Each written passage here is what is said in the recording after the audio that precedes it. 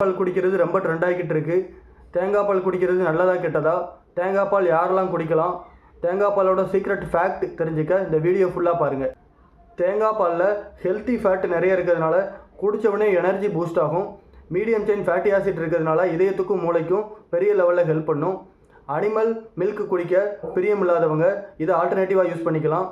இதில் லாக்டோஸ் இல்லாதனால ஸ்மெல் எதுவும் வராது. இதில் உள்ள ஹை லெவல் நியூட்ரியன்ட் முடிக்கும் சருமத்துக்கும் ரொம்ப சப்போர்ட்டிவாக இருக்கும்.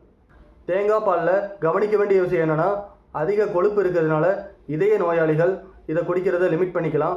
அதிக கலோரி இருக்கிறதுனால வெயிட் ரொம்ப அதிகமாயிரும். சர்க்கரை சேர்த்து குடிக்கிறத முடிஞ்ச வரை குறைச்சிக்கோங்க. யாரெல்லாம் தேங்காய் பால் குடிக்கலாம் அப்படின்னா, உடல் எடையை கூட்டணும் அப்படின்னு நினைக்கிறவங்க குடிக்கலாம். ஃபிசிக்கல் வேலை அதிகமாக பார்க்குறவங்க குடிக்கலாம். லாக்டோஸ் இன்டாலரன்ஸ் இருக்கிற மக்கள் அதிகமாக குடிக்கலாம். யாரெல்லாம் தேங்காய் பால் குடிக்கக்கூடாது இல்லை குறைக்கணும் அப்படின்னா, கொலஸ்ட்ரால் இருக்கிறவங்க குடிக்காதது நல்லது. ஹார்ட் ப்ராப்ளம் இருக்கிறவங்க குடிக்கக்கூடாது. வெயிட் கெயின் பண்ணுறவங்க குடிக்கலாம். ஆனால் வெயிட் லாஸ் பண்ணணும் அப்படின்னு நினைக்கிறவங்க அதை குடிக்கிறத முடிஞ்சவரை அவாய்ட் பண்ணிடணும். டைஜஷன் ப்ராப்ளம் இருக்கிறவங்க குடிக்காமல் இருக்கிறது மிகவும் நல்லது. நான் இதில் குடிக்கலாம்னு சொல்லவங்க எந்த டைமில் குடிக்கலாம் அப்படின்னு பார்த்தோம்னா, காலையில் வெறும் வயிற்றில் குடிக்கலாம். வாரத்தில் 2லேருந்து 3 நாள் குடித்தாலே போதுமானது. இனிப்பு எதுவுமே சேர்த்துக்காமல் குடிச்சிங்கன்னா முழு பெனிஃபிட்டும் கிடைக்கும். இந்த வீடியோ உங்களுக்கு ரொம்ப பிடிச்சிருந்துச்சுன்னா ஃபாலோ பண்ணுங்கள், லைக் பண்ணுங்கள், சப்ஸ்கிரைப் பண்ணுங்கள்.